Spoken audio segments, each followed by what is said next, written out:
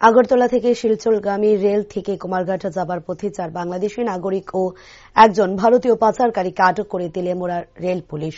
জানা যায়, বুধবার দুপুর আনুমানিক 12টা নাগাদ আগরতলা থেকে শিলচরগামী রেলে করে কুমারঘাট যাবার পথে 4 বাংলাদেশী নাগরিক যথাক্রমে ধীরেন্দ্র বিশ্বাস বয়স 60, অঙ্কিত বিশ্বাস বয়স 19, মিকন বিশ্বাস বয়স 18, সাথী বিশ্বাস বয়স 18 সহ পার্শ্ববর্তী রাজ্য আসামের শিলচরের বাসিন্দা ভানু সরকার বয়স 54 কে আটক করে তেলিয়ামুড়া রেল পুলিশ।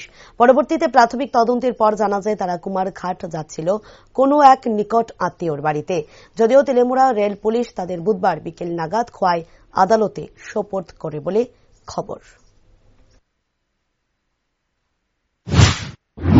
আজকে দুপুর 12টা নাগাদ আমরা তেলিয়ামুড়া রেল স্টেশন থেকে রুটিন চেকিং এর সময় বিএসএফ এবং জিআরপি যৌথভাবে যখন চেকিং করছিল তখন তাদেরকে দেখে মোট 4জন বাংলাদেশি, একজন ইন্ডিয়ান টাউট, যিনি তাদেরকে সাহায্য করে ভারতে আসতে সাহায্য করেছিলেন। ওনার নাম হলো ভানু সরকার, বাড়ি শিলচরে।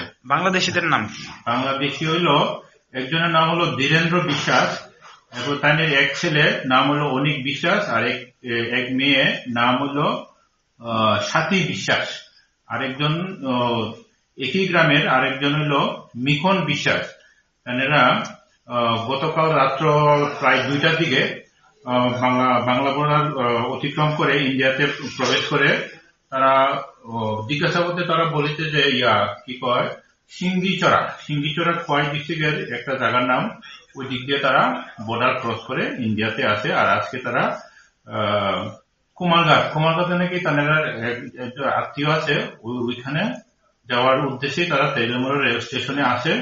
এরপরে আমরা ডিউটি চলাকালীন তাদেরকে দেখার পর তাদেরকে জিজ্ঞাসাবাদ করাতে তাদের সঙ্গে কোনো বৈধ কোনো কাগজপত্র ছিল না। ওরা বাংলাদেশ থেকে এসেছেন, ওই কারণে আমরা ওদেরকে অ্যারেস্ট করি। স্যার, বাংলাদেশের কোন জায়গা থেকে আসে? বাংলাদেশে তারা ডিস্ট্রিক্ট বললো হবিগঞ্জ, তাদের নাকি উপজেলা আছে। আর মেন জেলা হইলো সিলেট ডিস্ট্রিক্ট, বাড়ি হইলো গালিমপুর গ্রামের নাম। সব ওই গ্রামের